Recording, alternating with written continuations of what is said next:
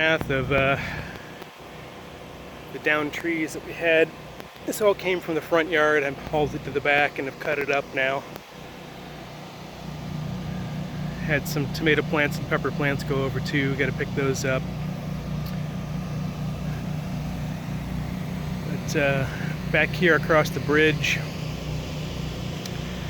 that's where one of the down wires is on the neighbor's truck there. And if you look at this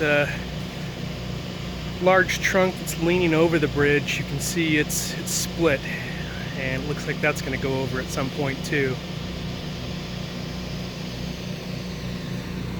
It's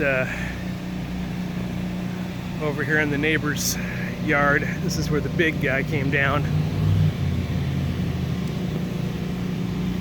Still got down wires over here. But you can see that thing's all the way across the creek and on some wires over there. And we got stuff in the creek here too.